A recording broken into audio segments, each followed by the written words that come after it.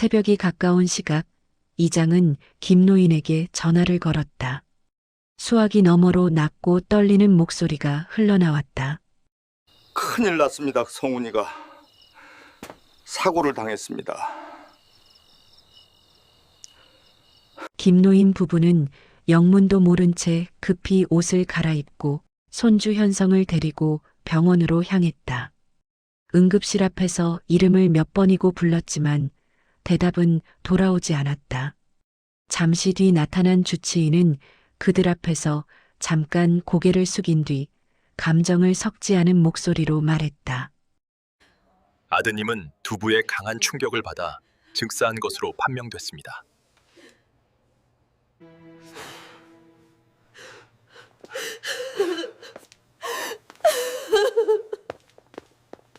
그 말이 끝나자 박 여사는 그대로 다리에 힘이 풀려 바닥에 주저앉았다.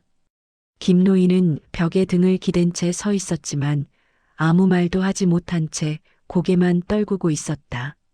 누군가 다가와 부축하려 했지만 그는 그 손길을 알아채지 못하는 것처럼 보였다. 이후의 시간은 급하게 흘렀다. 사망 확인 절차와 서류가 이어졌고 병원 측은 빈소 준비에 시간이 걸릴 것이라 설명했다. 가족들은 응급실 앞 의자에 나란히 앉아 있었지만 누구도 말을 꺼내지 않았다. 새벽이 가까워질 무렵 빈소가 마련되었다는 연락이 왔다. 병원 복도를 따라 이동하는 동안 박 여사의 발걸음은 자꾸 늦어졌다. 문 앞에 이르러서도 한참을 서 있었고 안쪽에서 풍겨 나오는 향 냄새와 꽃 냄새가 먼저 그들을 맞았다. 문이 열리자 검은 액자 속 사진이 가장 먼저 눈에 들어왔다. 그 순간 박 여사의 숨이 어딘가에서 끊어졌다. 박 여사는 영정 앞까지 다가가 마치 확인이라도 하듯 사진을 오래 바라보았다. 사진 속 아들은 살아있을 때보다 더 단정했고 그 단정함이 오히려 잔인하게 느껴졌다. 박 여사는 액자 끝을 붙잡고 힘이 빠진 목소리로 말을 흘렸다. 집에 오다 그랬다며. 그게 죽을 일은 아니잖아, 성훈아기야. 일찍 와서 같이 밥 먹는다더니 성훈아 어서 일어나. 밥 다 식겠다. 박 여사의 말이 끝난 뒤 빈소 안은 잠시 아무 소리도 나지 않았다. 울음도 위로도 없이 공기만 가라앉아 있었다.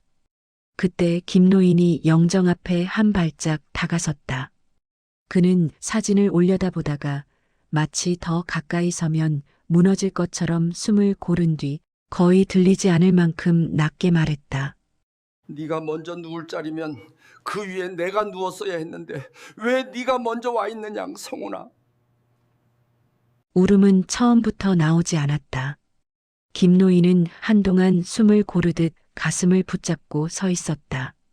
눈을 몇 번이나 질끈 감았다 뜨며 버텼고 턱에 힘을 준 채 고개를 들고 있으려 했다. 하지만 고여있던 눈물이 끝내 눈가를 넘기자 그 순간 참아오던 것이 함께 무너졌다. 소리는 크지 않았다. 억눌러 두었던 숨이 새어나오듯 짧은 흐느낌이 흘렀고 김노인은 고개를 숙인 채 한동안 그대로 서 있었다. 울음을 터뜨렸다는 말보다는 붙잡고 있던 것을 놓쳐버린 사람에 가까웠다. 아무 말도 하지 못한 채 흘러내리는 울음만이 그의 자리에 남아 있었다. 현성은 어른들 뒤쪽에서 조용히 서 있었다. 아이는 영정을 똑바로 보지 못하고 어른들의 다리 사이로 보이는 꽃들만 바라보고 있었다. 그 무렵 경찰이 병원에 도착했고 이장도 함께였다. 이장은 병원 복도 한쪽에서 사고 경위를 설명했다. 형사가 물었다. 그때 주변에 차량은 없었습니까? 읍내에서 귀가하던 중에 이상한 걸 발견해서 차를 세웠습니다. 이장은 숨을 한 번 고른 뒤 차분하게 말했다. 이장의 말은 막힘이 없었다. 하지만 그 말 속에는 가장 중요한 진실이 빠져 있었다. 그는 거짓말을 하진 않았다. 다만 말해야 할 것을 골라 삼켰다.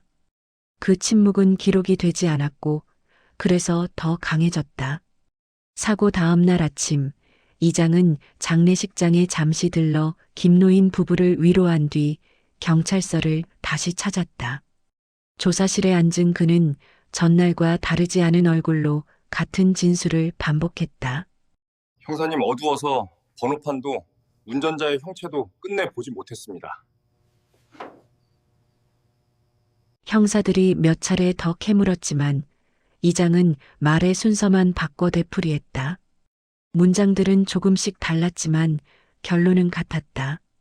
그렇게 이장의 말은 사실처럼 기록으로 남았다. 조사를 마친 그는 곧장 집으로 가지 않았다. 경찰서 앞에 잠시 멈춰서서 담배에 불을 붙였지만 한 모금도 빨지 못한 채 불끝만 허공에 흔들었다. 머릿속에는 방금 전 진술과는 전혀 다른 장면이 전날 밤의 도로 위에 있었던 이 모습이 지워지지 않은 채 반복되고 있었다. 그는 결국 방향을 틀어 최 씨의 집으로 향했다. 문이 열리면서 최 씨는 이장을 보자마자 본능처럼 얼굴부터 굳혔다. 이장은 안으로 들어서며 잠시 숨을 고른 뒤 차분하게 말했다. 어서 오게 이장. 근데 무슨 일이 있는가? 김노인 첫째 성훈이가 어젯밤 교통사고로 사망했습니다. 최 씨의 시선이 가늘어졌다. 어르신, 제가 꼭 어떤 대가를 바라고 이 얘기를 드리고자 하는 것은 아닙니다. 무슨 얘기를 하려고 하는 게야? 둘째 아드님, 동수가 사고 현장에 있었습니다. 이장, 지금 그 말 목숨 걸고 책임질 수 있는 게야? 잠시 침묵이 흘렀다. 이장의 목이 한번 크게 울컥 움직였고 그는 그제야 더 피할 수 없다는 걸 받아들이듯 숨을 내쉬었다. 그는 천천히 말을 이었다. 빛이 커지던 순간 도로 위에서 사람이 앞으로 쏠리듯 쓰러졌고 차는 짧게 멈춰 섰다고 했다. 운전자는 내려 한동안 그 자리에 서 있었고 그 사이 도로 위에는 아무 소리도 나지 않았다고 그는 덧붙였다. 그리고 마지막에 이르러 이장은 거의 들리지 않을 만큼 목소리를 낮췄다. 어르신, 운전석에 동수가 앉아 있었습니다. 그 말이 떨어지자 최 씨는 잠시 아무 말도 하지 않은 채 몸을 굳혔다. 그는 믿을 수 없다는 듯 아주 작게 고개를 저었지만 더 이상 이장을 내려다보던 시선에는 처음과 같은 여유가 남아 있지 않았다. 방 안에는 잠시 아무 말도 오가지 않았고 그 침묵 속에서 아직 드러나지 않은 거래의 그림자만이 천천히 길어지고 있었다. 경찰에게 뭐라고 했나? 목격자 단서에 대해서는 아무것도 말하지 않았습니다. 큰일 났습니다. 성훈이가 사고를 당했습니다. 아드님은 두부의 강한 충격을 받아 즉사한 것으로 판명됐습니다. 일찍 와서 같이 밥 먹는다더니 성훈아 어서 일어나. 밥 다 식겠다. 네가 먼저 누울 자리면 그 위에 내가 누웠어야 했는데 왜 네가 먼저 와 있느냐, 성훈아. 형사님 어두워서 번호판도 운전자의 형체도 끝내 보지 못했습니다.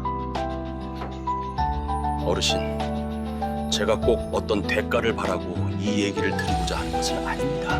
무슨 얘기를 하려고 하는 게야? 어르신, 운전석에 동수가 앉아 있었습니다.